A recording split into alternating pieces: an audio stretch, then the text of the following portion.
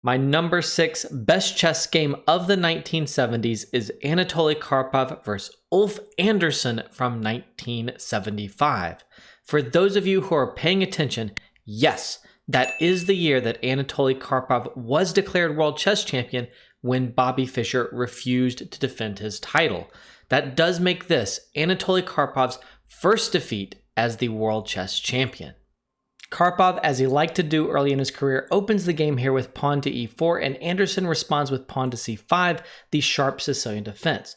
Now, Andersson was an endgame master, and he loved to get the queens off of the board very, very early, so this opening may surprise many of you, but the Sicilian contains a lot of long-term chances, usually an extra central pawn, so I think that lines up with Andersson's interest, and he certainly won many great games on the black side.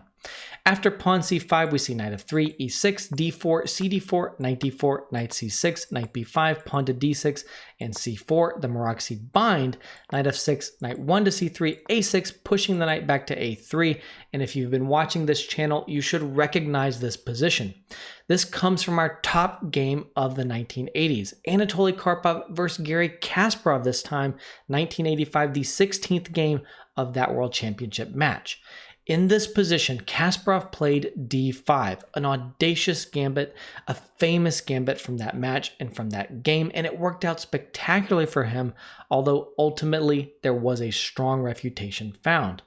Of course, this is 10 years earlier. This idea, this pawn sacrifice, which bears some similarity to stuff that's going to happen in this game, is just a twinkling in a very young Garry Kasparov's eye.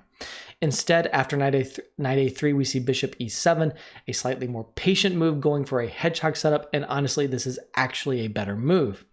After bishop e7, we are going to enter a maneuvering phase in this game. There's going to be a lot of moves from both players that aren't really going to affect the evaluation of the position too much, so we are going to move quickly. After bishop e3, bishop b7, rook c1, rook e8, I do like the move queen to b3, kind of a weird, seemingly artificial move, but the point is to attack b6 and encourage knight to d7 so that you are defending this and not breaking d5. Black is always trying to break out with b5 and d5, and white is trying to stop that and gradually expand and take up more and more space. So after knight d7, we get rook f to d1, rook c8, rook d2, queen c7, queen d1, queen b8, f3, bishop to a8, queen f1, knight c to e5, knight a to b1, knight f6, king h1, h6, rook d to d1, bishop f8, knight d2, rook c d8, queen f2, knight e d7, and pawn to a3. Karpov is finally planning to play pawn to b4 and build on his spatial advantage on the queen side, and it seems like he's getting somewhere. This is a great moment to pause your video and try to figure out what Andersson came up with in this position to avoid getting steamrolled and to finally get some of his own play.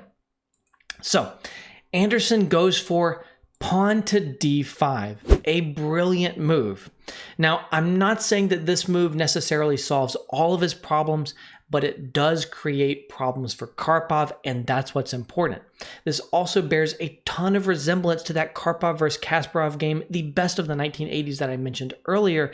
After the pawn sacrifice, it's going to be very difficult for Karpov to coordinate his pieces. His extra pawn on d5 is going to get in his way a little bit, and we're going to have great access to the dark squares. For Andersson, he is making great use of the e-file and of the dark squares that his bishop is coming out to on d6, sometimes to c5, and his knights are also getting access to good squares like e5. So after this great move d5, we see cd, ed, and now bishop d6, attacking this h2 pawn. So after this bishop d6 move, Karpov tries to consolidate with the move knight to f1, defending e3 and defending h2. This is another great moment to pause your video and figure out how Andersson followed up his pawn sacrifice. Well, Andersson's move is rook takes e3, an absolutely beautiful and incredible exchange sacrifice. I already mentioned that Andersson was an endgame master. He was also renowned for his exchange sacrifices, much like world champion Tigran Petrosian, and this is probably his best exchange sacrifice. Now, again, I'm not going to say that this solves all of Andersson's problems. Instead, I will simply say that this creates problems for Karpov, and again, that is what is important. So after this exchange sacrifice, you can either play queen takes e3 or knight takes e3. Knight takes is played in the game, so we're going to look at queen takes e3 first.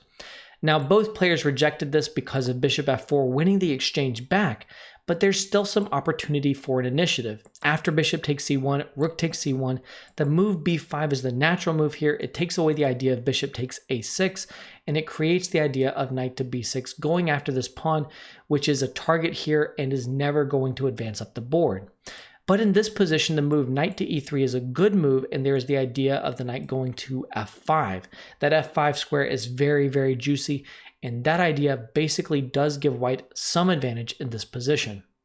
Instead, though, in the game, we actually see the move knight takes e3, and now bishop takes h2. The loss of the h2 pawn is actually really important because it softens up the dark squares around white's king a great deal.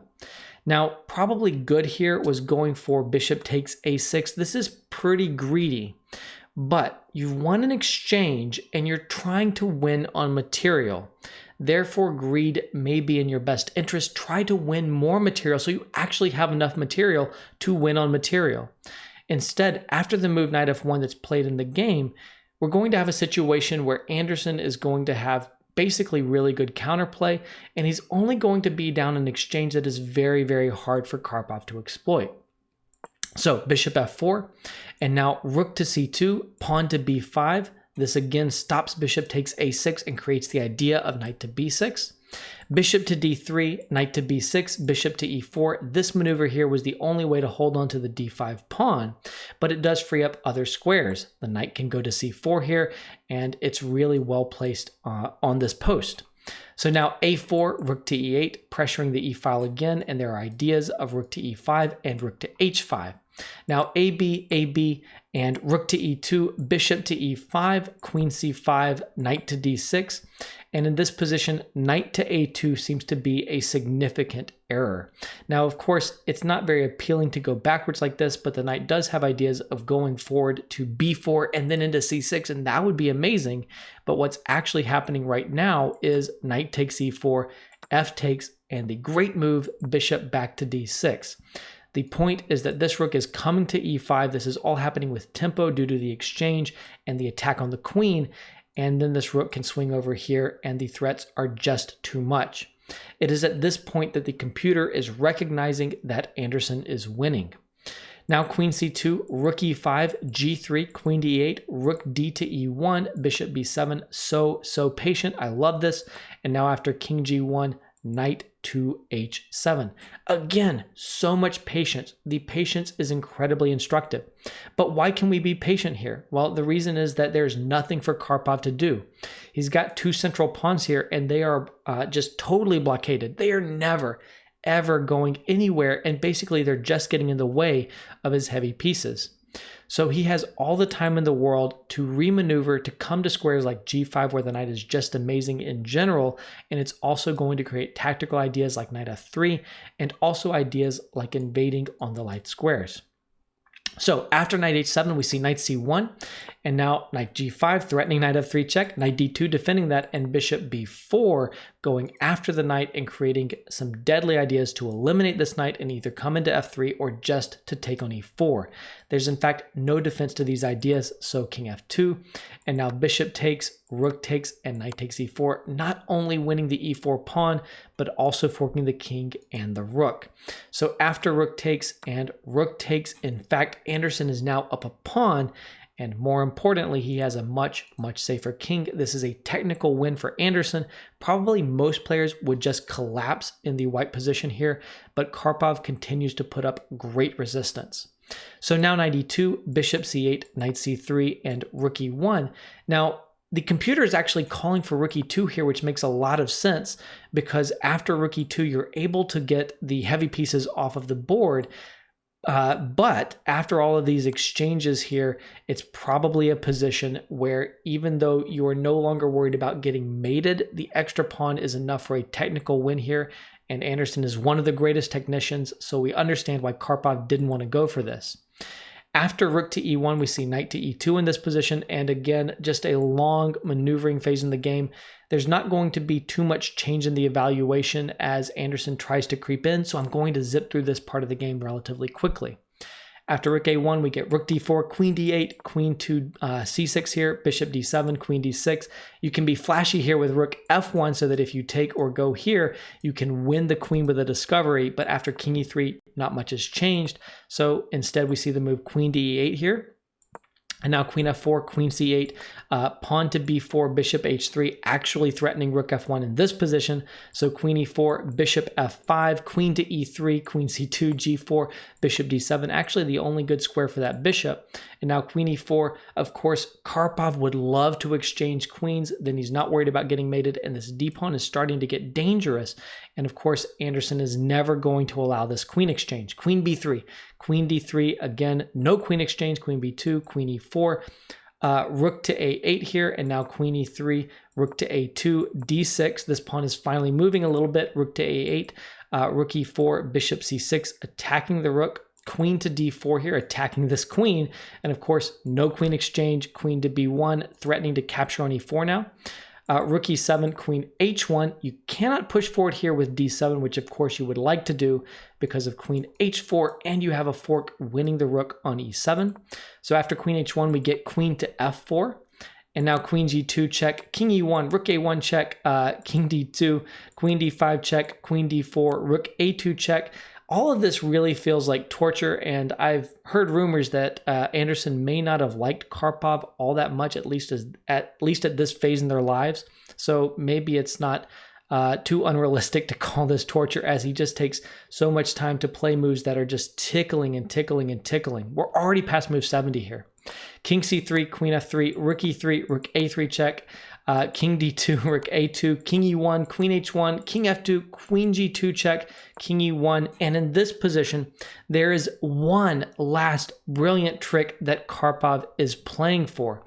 The idea, and Andersson did not see this, fortunately he did not have to, is bishop f3, which is a very natural move that nearly wins by force. After bishop f3, there is rook a8 check, or rook e8 check, I'm sorry, king h7, queen d3 check, which gives check and defends this knight here on e2 because there are so many ideas to take that knight with mate. And now pawn g6 and d7, looking to queen this pawn.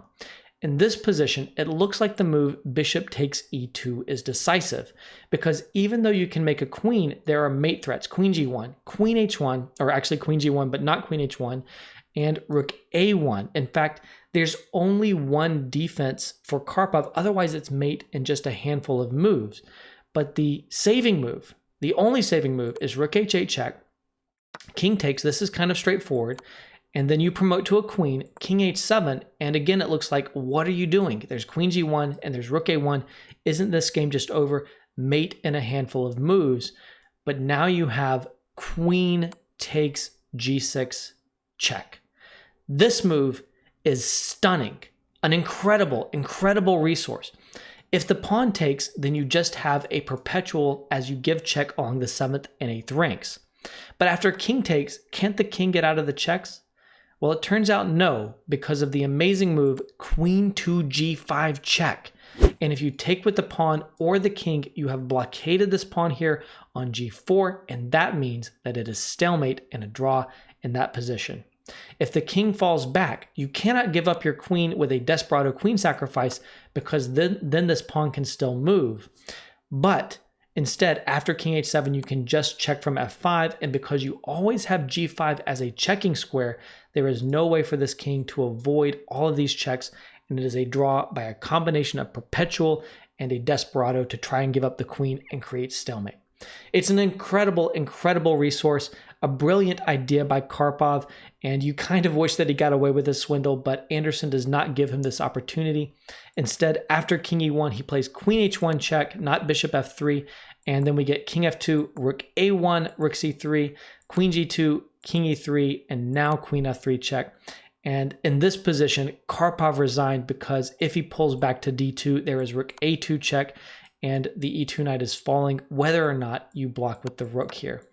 So An amazing game from Andersson, some brilliant positional concepts. I blazed through that, honestly. It's 79 moves, so really that could have taken a lot longer. And there are so many subtle positional moves there that really deserve further attention, and I wish that I could spend twice as much time on this game, but I hope you enjoyed what we did look at here. Again, also look at the Karpov versus Kasparov game.